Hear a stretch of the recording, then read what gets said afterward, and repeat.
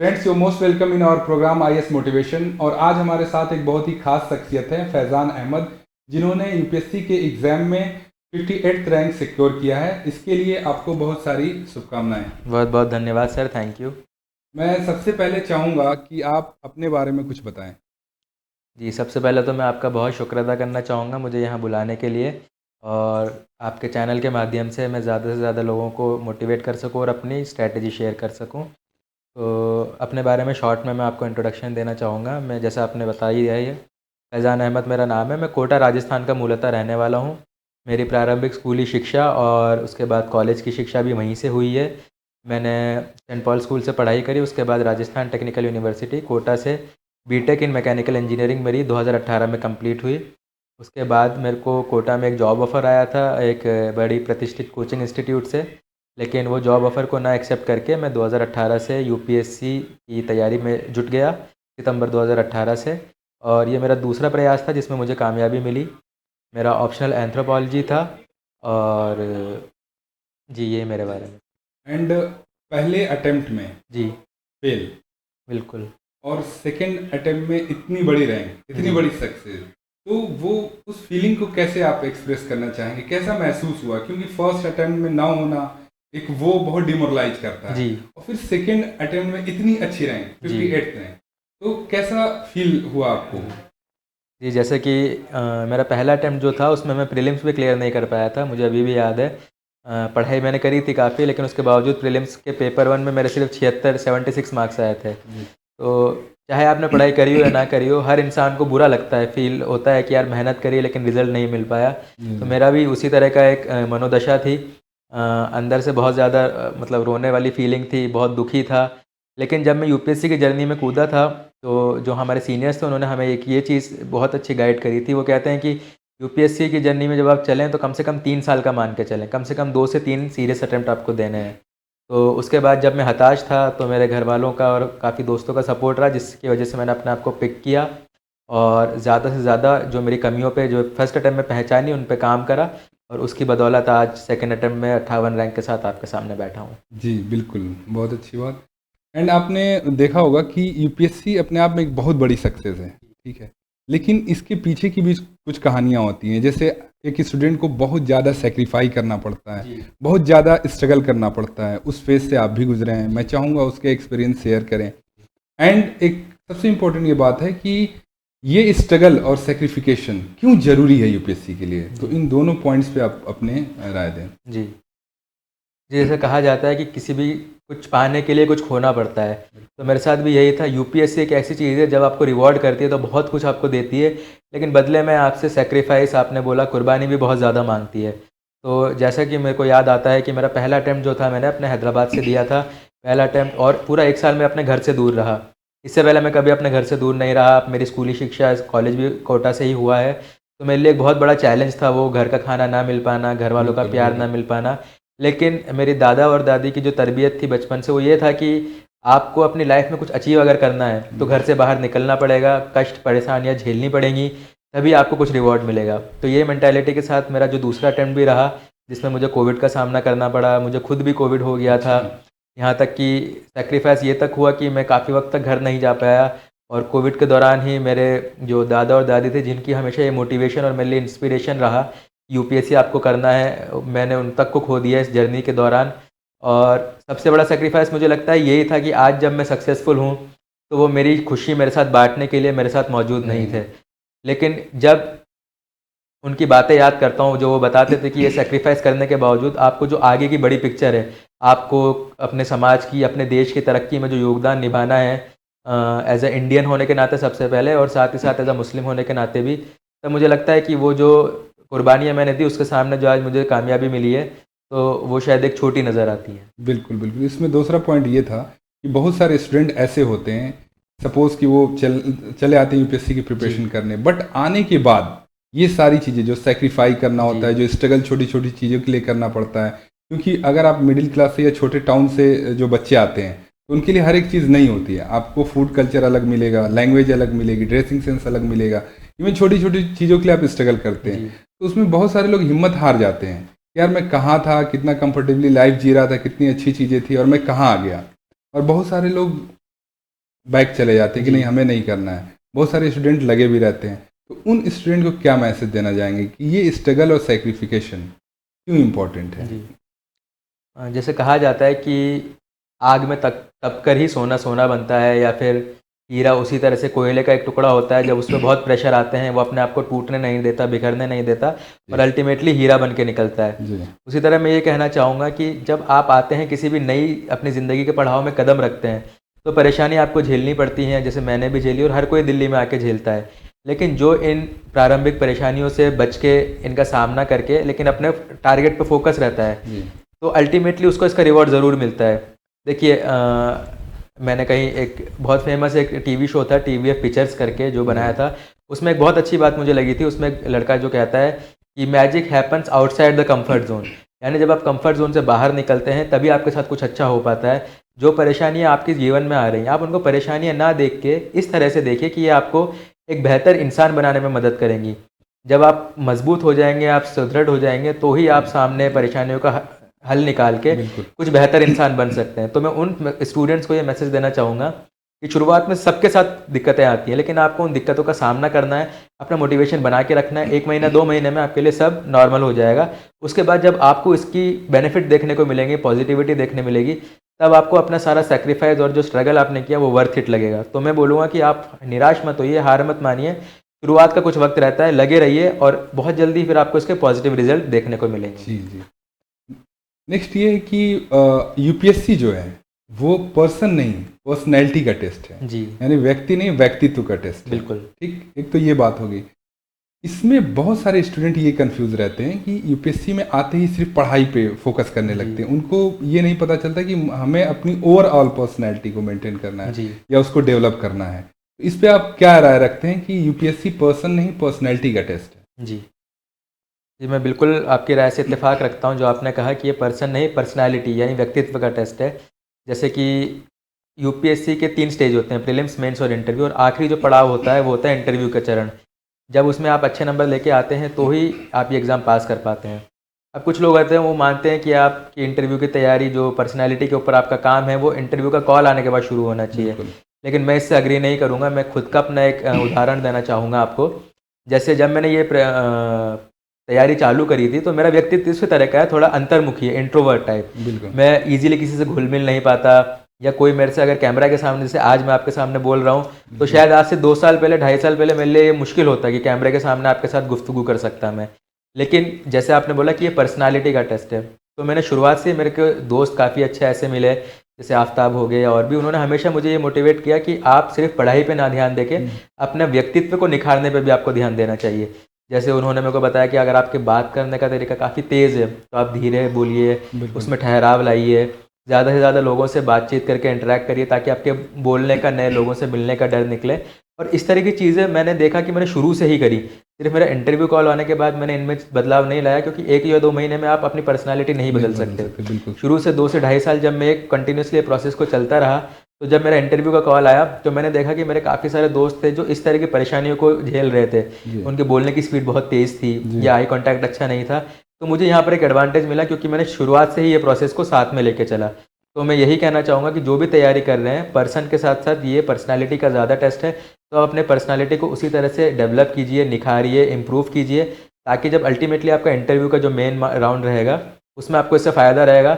और जैसे मेरे खुद के मैं बताऊंगा, मेरे इंटरव्यू में 190 मार्क्स आए थे, तो इसी की बदौलत थे कि साथ में पूरी तैयारी करता रहा। तो आप भी अपनी पर्सनैलिटी पे भी काम करिए और पढ़ाई पे भी काम करिए, क्योंकि UPSC wants all round officer, तो ये तभी आपका पॉसिबिलिटी रहेगी। बिल्कुल बिल्कुल।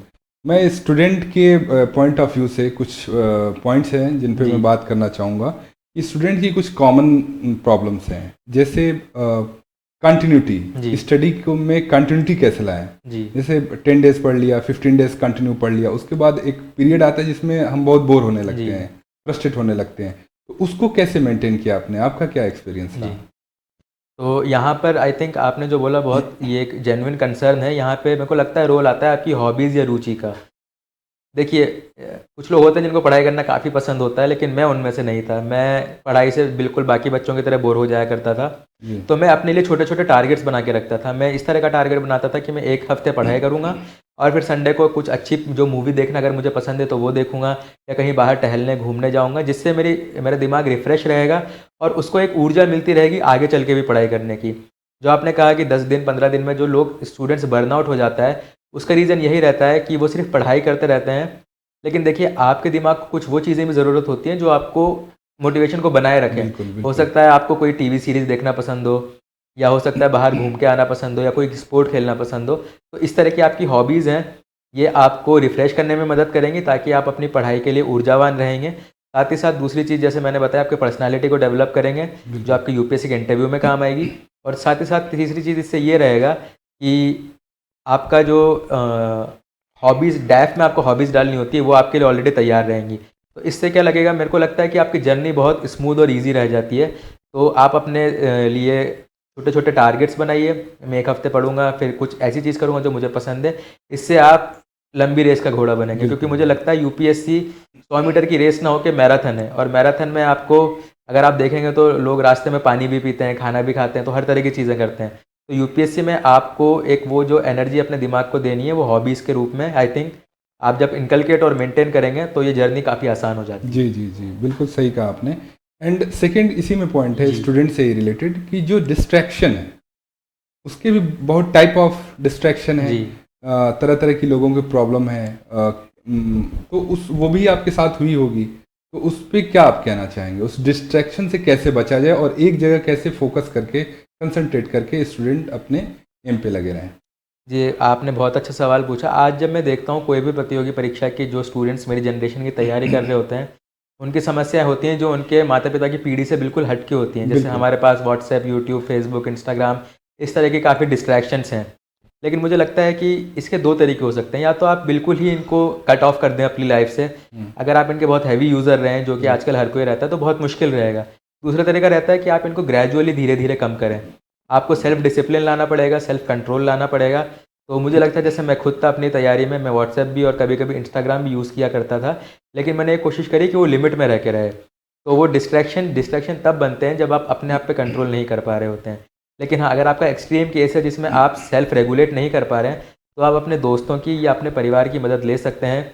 एक रिवॉर्ड और पनिशमेंट सिस्टम यहाँ भी बना सकते हैं। जैसे आप अपने को टारगेट दीजिए, अगर मैंने 1 हफ्ते तक इंस्टाग्राम नहीं चलाया, तो मैं संडे को जब ब्रेक लूँगा या लूँगी, बिल्कुल। तब मैं उसका लुत्फ़ उठाऊँगी और अपने आप को खुश भी रखूँगी। जी। तो आई थिंक इस तरह की कोई चीज़ें करके आप इन डिस्ट्रैक्शन को मैनेज करा जा सकता है। बिल्कुल, बिल्कुल।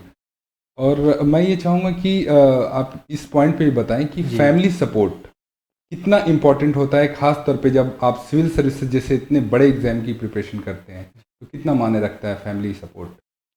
जी, फैमिली सपोर्ट, मुझे लगता है कि आज अगर मैं आईएएस हूँ तो इसमें मेरी मेहनत तो बहुत छोटा हिस्सा है। जी। लेकिन जो मेरे फैमिली की सपोर्ट और दुआएँ जो उनकी थी मेरी इस जर्नी में, वो एक बहुत इंपॉर्टेंट रोल प्ले किया। जी। फैमिली का सपोर्ट इसलिए ज़्यादा ज़रूरी रहता है क्योंकि जैसे आपने बताया, इस एग्ज़ाम में लंबी रेस का घोड़ा भागना पड़ता है आपको। हुँ, लंबा एग्ज़ाम रहता है तो आपका बर्नआउट होता है, आपको डिमोटिवेशन होता है। उस वक़्त फैमिली अगर आपकी सपोर्टिव है हर तरह से, इमोशनली, फिज़िकली, आजकल मेंटल हेल्थ के काफ़ी इश्यूज़ देखने को हमें मिल रहे हैं ऑलरेडी। तो फैमिली के सपोर्ट की वजह से आपको इन सब चीज़ों से पार पाने में बहुत एक मदद मिल जाती है। जैसे मेरा पर्सनल एग्ज़ाम्पल, कभी मुझे लगता था कि मेरा पढ़ने का मन नहीं कर रहा, तो मेरे कज़न्स होते थे या मेरी छोटी बहन होती थी, भाई होते थे, मैं उनसे बात करके अपने आप को पॉजिटिव मोटिवेट रखता था। क्योंकि अल्टीमेटली मुझे लगता है कि यूपीएससी का एग्ज़ाम तब आप क्लियर कर सकते हैं जब आपके अंदर एक पॉजिटिविटी हो और अपने पे बिलीफ हो। तो फैमिली का इन दोनों चीज़ों को मेंटेन करने में बहुत इंपॉर्टेंट रोल रहता है। तो मेरे को ये लगता है कि आज मेरी जो कामयाबी है, मेरी ना होके मेरी फैमिली की ज़्यादा है। जी, जी। जनरली आपने देखा होगा जब बात यूपीएससी की आती है, जी। आईएएस की आती है, तो लोगों को यही लगता है कि UPSC means IAS, IPS, IFS. जी। और सोशल मीडिया पे आपने देखा होगा बहुत सारे वीडियोज़ वायरल होते हैं जी। ड्रेसेस के अंदर, जी। और बहुत सारी एक्टिविटीज़ इस तरह की होती हैं। जी। तो जनरली लोग ये सोचते हैं कि अगर आईपीएस बन गए, तो एक वर्ड टर्म यूज़ होता है नॉर्थ इंडियन भौकाली, जी। ठीक है? तो इस टर्म्स को लेके सोचते हैं, बट यूपीएससी से बहुत सारी लाइफ स्किल्स जी। सीखी जाती हैं और आपने सीखा भी होगा। जी। तो मैं चाहूँगा उस पॉइंट पे आप बात करें कि जी। यूपीएससी ने आपकी पर्सनैलिटी में क्या-क्या चीज़ें, किन-किन चीज़ों में चेंज लाया और क्या-क्या चीज़ें आपने सीखी लाइफ स्किल यूपीएससी से? जी। जी, बिल्कुल। आपने बताया आईएएस, आईपीएस का भौकाल रहता है, वो आई थिंक एक बाय प्रोडक्ट है, एक साइड है उसका। लेकिन यूपीएससी की जर्नी में बहुत सारे लोग ऐसे भी होते हैं जो आईएएस ना बन पाके शायद कुछ नीची सर्विस रहते हैं, या स्टेट सर्विस भी वो क्लियर कर पाते हैं। बिल्कुल। तो वो उसमें सबसे बड़ा एक हेल्प रहता है यूपीएससी में, जो आप चीज़ें सीखते हैं। जैसे मैंने सबसे पहली चीज़ सीखी है वो है पेशेंस। जी। मैं देखा करता था टॉपर्स कहते थे कि यूपीएससी उनको रिवॉर्ड करता है जो पेशेंस रखते हैं अपने। तो सब्र और धैर्य मुझे सीखने को मिला। मैं बचपन से कभी सब्र वाला इंसान था नहीं, लेकिन इतना लंबा प्रोसेस रहता है कि आपको सब्र रखना पड़ता है। दूसरी चीज़ ये रहती है कि जहाँ रह के मैंने अपने पीयर ग्रुप के साथ पढ़ाई करी, जी। आप कैसे एक दूसरे के साथ को एग्जिस्ट करके म्यूचुअली एक दूसरे को फ़ायदा पहुँचा सकते हैं। लोगों को लगता है कि कंपटीशन आप एक दूसरे का काट कर ही आगे बढ़ सकते हैं, जी। लेकिन यूपीएससी में मैंने एक स्किल सीखी कि आप एक दूसरे का, जैसे हमारे माननीय प्रधानमंत्री जी कहते हैं, सबका साथ सबका विकास। तो सब लोग एक साथ मेहनत करके दोस्त सब आगे एक साथ बढ़ सकते हैं। तो ये एक लाइफ स्किल मैंने और भी सीखी। जी। उसके अलावा तीसरी चीज़ मैंने ये सीखी कि कभी भी मुश्किलें आपके सामने आए, आपको हार नहीं मानना है। आपको जुझारू रह के उसके साथ लगे रहना है, डेडिकेशन दिखाना है, आपको डिटर्मिनेशन दिखाना है। जी। आई थिंक ये कुछ लाइफ स्किल्स थी जो मेरे को यूपीएससी की जर्नी में सीखी और एज अ व्यक्तित्व मेरा इम्प्रूव किया, और आगे भी आने वाली जो मेरी जर्नी रहेगी एज एन ऑफिसर, उसमें मेरे को सक्सेस दिलाने में और बेहतर मैं देश की सेवा कर सकूं, ये कुछ क्वालिटीज़ हैं जो मेरे को आगे भी काम आएंगी। बिल्कुल, बिल्कुल, बिल्कुल आपकी बात से सहमत हूँ। और आपने देखा होगा किसी भी पर्सन के, ये तो चलिए यूपीएससी का सेक्टर है, इसके अलावा स्पोर्ट्स हो या अदर किसी भी सेक्टर की जी। हम बात करें, तो एक पर्सन जब बहुत ऊंचाइयों पे पहुंचता है, तो उसको वहां तक पहुंचाने में उसकी फैमिली, उसकी सोसाइटी, उसके स्कूल कॉलेज के जी। टीचर्स, इनका बहुत बड़ा कंट्रीब्यूशन रहता है जी। एक पर्सनालिटी को जी। बनने में। तो जब आप बन जाते हैं, तो आप क्या सोचते हैं कि किस फॉर्म में आप लौटाएंगे? जी। तो इस पे आपने क्या सोचा है कि कैसे आप उन चीज़ों को लौटाएंगे अपने सोसाइटी, फैमिली को? जी। जी, तो बिल्कुल आपने कहा कि सबसे पहला योगदान तो अगर आज मुझे कामयाबी मिली है वो मेरी फैमिली का है, मेरे परिवार का है। जी। उन आज मेरे को जो कामयाबी मिली है, सबसे पहले तो मैं उनका शुक्र अदा करना चाहूँगा। और उन्होंने जितना मुझे कुछ दिया है, मुझे नहीं लगता कि मैं कभी उसका 10% या 1% भी उनको लौटा पाऊँगा।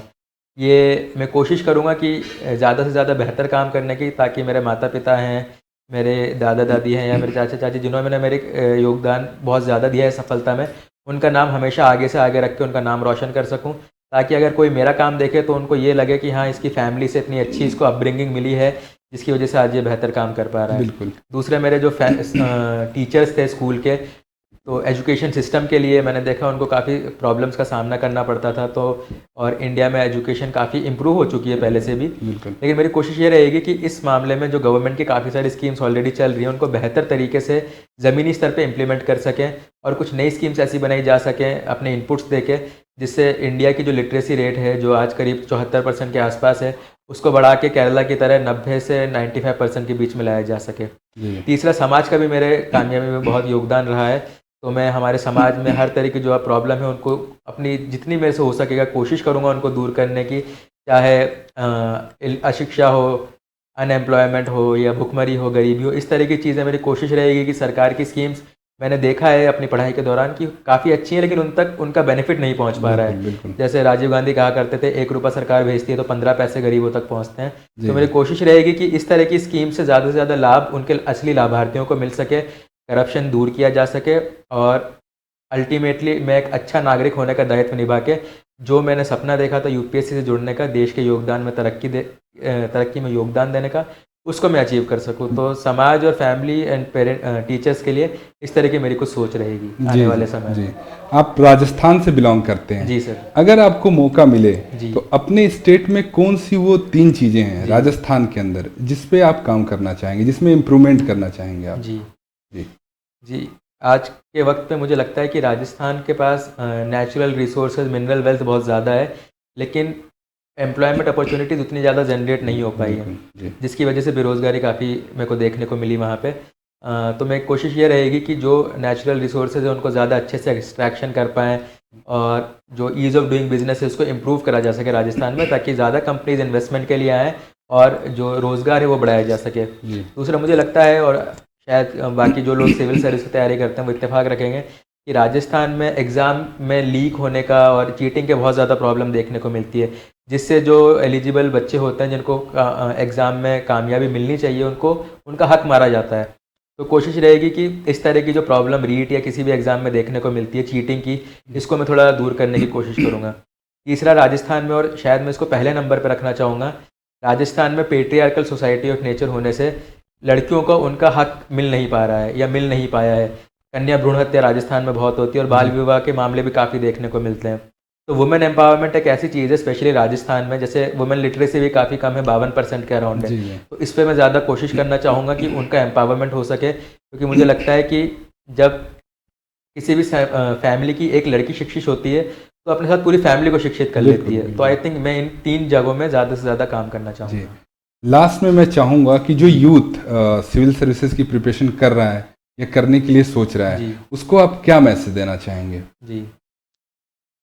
तो जो यूथ इस तरह की तैयारी करने की सोच रहा है, जी। सिविल सर्विस में आना चाहता है, जी। सबसे पहले तो मैं उन्हें बोलना चाहूँगा कि अगर आप किसी छोटे शहर से आ रहे हैं या छोटे स्कूल्स कॉलेज से आ रहे हैं, तो मैं बताना चाहूँगा कि मैंने भी अपनी कोटा फैक्ट्री से आने के बावजूद मेरा कभी किसी आईआईटी में सिलेक्शन नहीं हुआ, ना ही एनआईटी में सिलेक्शन हुआ। तो मैं उनको एक पॉजिटिव सपना दिखाना चाहूँगा कि अगर आप छोटे स्कूल कॉलेज से पढ़ के आएँ तो आपके लिए संभव है आईएएस बन पाना, आईएफएस बन पाना। आप कभी ये मत सोचिए कि यूपीएससी की अच्छी बात मुझे ये लगती है कि आपको पुराने पापों की सज़ा नहीं देता है वो। जी। तो पॉजिटिव बिलीफ सिस्टम अपने में रखिए, पॉजिटिव एटीट्यूड रखिए। अगर आपको लगता है कि देखिए, देश की तरक्की के लिए काम करने के बहुत सारे एवेन्यूज़ हैं, बहुत रास्ते हैं। अगर आपको लगता है यूपीएससी आपके लिए एक सही रास्ता है, सिविल सर्विस, तो आप इसमें लग जाइए और अपने पे यकीन रखिए और मेहनत करते रहिए। मेहनत करते रहिए, निरंतर पढ़ाई करते रहिए, चाहे प्रीलिम्स हो, मेंस हो।